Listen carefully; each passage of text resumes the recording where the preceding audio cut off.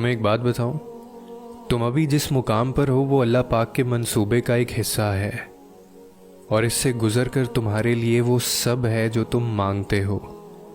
یہ بے سکونی اور یہ الجھن تمہیں اللہ پاک تک واپس لے جانے کے لیے ہے۔ تم زندگی کے جس مرحلے پر ابھی کھڑے ہو اسی میں اللہ پاک کی رضا ہے۔ جب تم یقین کا دعویٰ کرنے لگتے ہو تب وہ تمہارا یقین آزماتا ہے، ان چیزوں کے ذریعے جن کے بغیر رہنے کا تم تصور بھی نہیں کر سکتے۔ وہ ان چیزوں کو تم سے چھینتا نہیں، بس اپنے پاس سنبھال کر رکھ لیتا ہے، اس وقت کے لیے جب تم اسے منانے آؤ اور وہ تمہاری جھولی میں انہیں واپس رکھتے۔ وہ تو تمہیں دینے کے بہانے ڈھونڈتا ہے، پھر تم اس سے مانگتے ہوئے کیوں تھک گئے ہو؟ یہ ٹھوکریں تو معجزوں کی دین ہوتی ہیں، یہ زخم اس کے ایک کن سے بھر جائیں گے۔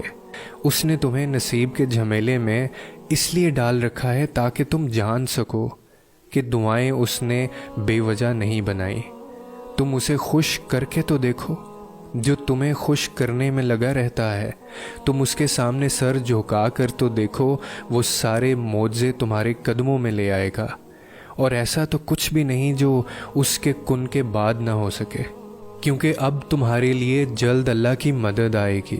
اب معجزہ ہوگا اور تمہاری کہانی مکمل ہو جائے گی۔ اب تمہارے لیے عطا کے دروازے کھلیں گے۔ اب حکم ہوگا رحم کا اور لکھی ہوئی تدبیر بدل جائے گی۔ اب ڈھل جائے گی غم کی رات اور پھر سکون کی صبح آئے گی۔ اب تمہاری دعائیں اللہ کو منانے کی ہر حد سے گزر جائے گی۔ اب ہزاروں میں سے تمہاری اکیلی آواز پسند کر لی جائے گی۔ اب مہربانیاں ہوں گی، اب تمہاری پکار سن لی جائے گی۔ اب معجزے ہوں گے یقین کے اور عرش سے کن کی صدا آئے گی۔ اب راضی ہو جائے گا اللہ اور تمہاری تڑپتی روح کو سکون مل جائے گا۔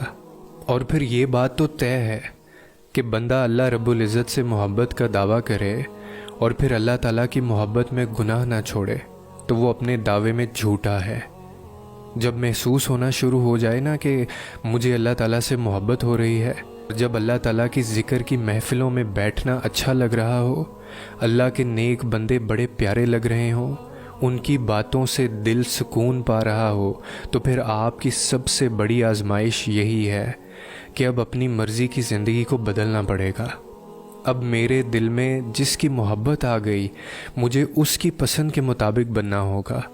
وہ جیسی عادات کو پسند کرتا ہے مجھے وہ عادتیں اپنانی پڑیں گی، اور اگر اور زیادہ شدید محبت کرنی ہے تو پھر آزمائشوں کے لیے بھی خود کو تیار رکھنا ہوگا۔ ہو سکتا ہے وہ محبوب کسی بات پر آزما لے کہ تو کتنی محبت کر سکتا ہے مجھ سے۔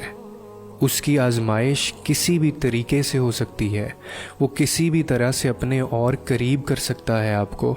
تو پھر گھبرائیے مت، بلکہ اس کو یاد کیجئے، اٹھتے بیٹھتے چلتے پھرتے ہر وقت بتائیے کہ اے اللہ، مجھے آپ سے محبت ہے، مجھے اپنی محبت کی مٹھاس عطا کر دیجئے اور ویسا بنا دیجئے جیسا آپ کو پسند ہے۔ اور ہمیشہ یاد رکھو کہ اگر سجدے کی توفیق مل رہی ہے تو اس بات کو معمولی ہرگز مت سمجھیں، کیونکہ سجدے میں آپ کا سر ایسے ہی نہیں چلا جاتا، بلکہ آپ کو سجدے کے لیے چنا جاتا ہے۔ اللہ تعالیٰ آپ کو منتخب کرتا ہے اپنی عبادت کے لیے۔ یہ اللہ تعالیٰ کی طرف سے خاص قبولیت ہوتی ہے، اور یہ توفیق صرف ان کو ہی نصیب ہوتی ہے جنہیں اللہ تعالیٰ دینا چاہتا ہے۔